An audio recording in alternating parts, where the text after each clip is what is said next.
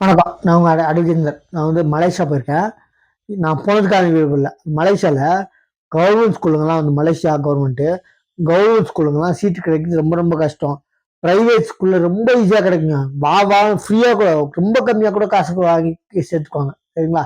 இங்க எப்படி நம்ம கவர்மெண்ட் இருக்கோ, அந்த மாரி கவர்மெண்ட் ஸ்கூல்லாம் பக்கா கிளாரிட்டி அவ்ளோ குவாலிட்டியான எஜுகேஷன் கவர்மெண்ட் ஸ்கூல்ல இருக்கு. கவர்மெண்ட் ஸ்கூல்ல சீட் கிடைக்காது மலேசியால. நல்லா புரிஞ்சுக்கோங்க. இங்க எப்படி பிரைவேட் ஸ்கூல் நடத்திருக்காங்களோ அதை விட தெளிவா அவ்வளோ கிளாரிட்டியா கவர்மெண்ட் ஸ்கூல் இருக்கு. அந்த மாதிரி கவர்மெண்ட் பக்கா அந்த ஊருக்கு மலேசியா கவர்மெண்ட் நடத்திட்டு இருக்காங்க. என்ன பிரைவேட் ஸ்கூல்ல ஈஸியா கிடைக்கும். முக்காவாசி பேர் 100க்கு 90 பேரு கவர்மெண்ட் ஸ்கூல்ல.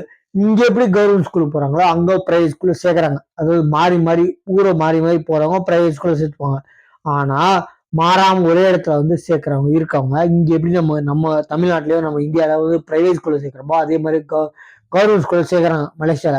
நான் பார்த்த கண்ட ட்ரெஸ் ஆகட்டும், யூனிஃபார்ம் ஆகட்டும், ஸ்டாண்டர்ட் ஆஃப் எஜுகேஷன் ஆகட்டும், டீச்சர்ஸோட குவாலிட்டி ஆகட்டும், அவங்க ஸ்டாண்டர்ட் ஆகட்டும், அவ்வளோ தெளிவா இருங்க. அந்த மாதிரி ஆட்சி வர்றதெல்லாம் எப்ப கொண்டு வரப்பான்னு தெரியல.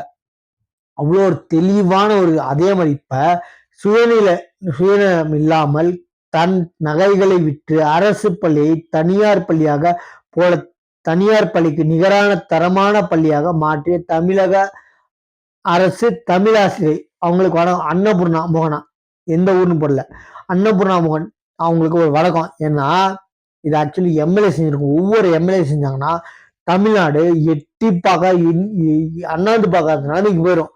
இது ஒன்னே ஒன்று செய்யுங்க. ஆயுசு முழுக்க நீங்க தான் ஆட்சியில் இருப்பீங்க.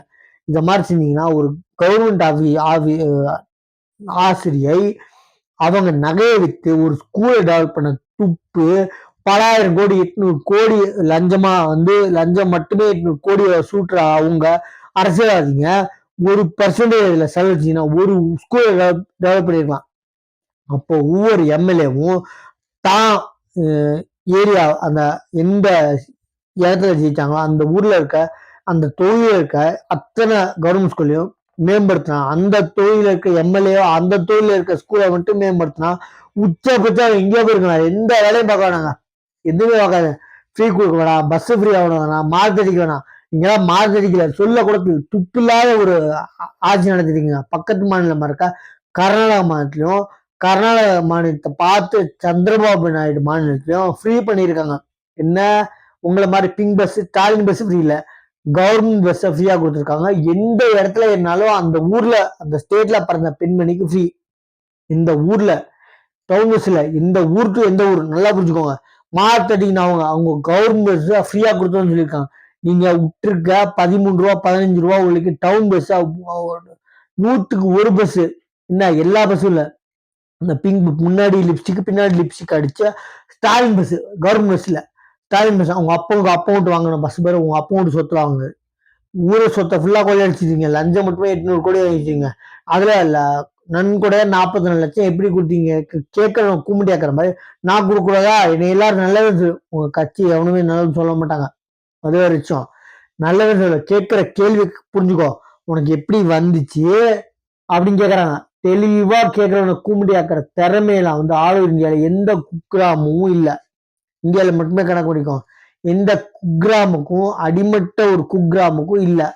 அறிவே வளர்ச்சியே இல்லாத குக்கிராமத்துக்கு கூட உங்க அளவுக்கு கூட திறமை உங்க திறமைக்கு இல்ல. அவ்வளவு திறமையா லஞ்சமும் ஊழலும் பண்றீங்க ஆட்சி. ரவுடி பேருங்க சரிங்களா? ரவுடி பேருங்க கூட்டணி கட்சியோட தலைவர்கள் பிளஸ் மெயின் கட்சியோட நாடக மேனேஜர் மேனேஜரும் சரி தலைவரும் சரி அவ்வளோ ஒரு தெளிவா ரவுடிசம் நடத்திட்டு இருக்காங்க. சரிங்களா? அவங்களுக்கு தெரிஞ்சு போச்சு. உடனே பீகார் எலெக்ஷன் சொல்லுவாங்க இது நியாயமா இல்லை அப்படின்னு. ஏன்னா இவங்க தோக்க போறாங்க, ஒரிஜினல் தோக்க போறாங்க, குளத்தூர் தொகுதி சேப்பாக்க தொகுதி ரொம்ப மோசமா தோக்க போறாங்க தெரிஞ்சு போச்சு.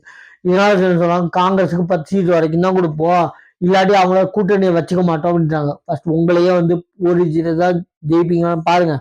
அதுக்கப்புறம் நீங்க கூட்டணி கட்சிகளுக்கு ஓடிஜில ஏதாவது சீட்டு கொடுப்போம் அப்புறம் சொல்லலாம். உடனே இவங்க அறிவுரை சொல்றாங்க. எது தோத்தவங்களுக்கு பயப்படாதீங்க எதிர்கொள்ளணும் அப்படின்னு சொல்லி இவங்க சொல்லிக்கிறாங்க. நான் தோக்குறப்ப எனக்கும் சொல்லுங்கடா அப்படின்னு சொல்லாம சொல்றாரு. கூட்டணி கட்சியோட தலைவர்கள்லாம் யார் உலகத்துல இருக்க அத்தனை அரசியல்வாதிகள் சொல்றாங்க தோத்தவங்களுக்கு பயப்படாதீங்க, நீங்க முழுசா தோத்து போல, இந்த எலெக்ஷன் மட்டும் தான் தோத்துப்பீங்க. அதே மாதிரி இவங்க சொல்றாங்க, நாங்களும் தோத்து போறோம், நாங்க தோத்து போறோம்மா, எனக்கும் இந்த மாதிரி ஆறுதல் சொல்லுங்க அப்படி உடனே சொல்லாம சொல்றாரு. உடனே இவர் சொல்லிக்கிறாரு, பீகார்ல ஜெயிச்சதுக்கு என்ன நேர்மை இருக்குன்னு இவரே சொல்லிக்கிறாரு. நாங்க தோத்ததும் இந்த பிஜேபி தோத்ததும் ஒண்ணுதான். பிஜேபி தோக்கடிச்சிட்டாங்க, நேர்மை இல்ல. பீகார்ல தோத்ததும் நாங்க தோக்கறது காரணமும் பிஜேபி தான் சொல்லி இப்பயே சொல்லிட்டாங்க. தோக்கறதுக்கு முன்னாடியே அவங்களுக்கு தெரிஞ்சு போச்சு. நம்ம சேனல் சப்ஸ்கிரைப் பண்ணி பாருங்க. ஹலோ. ஆ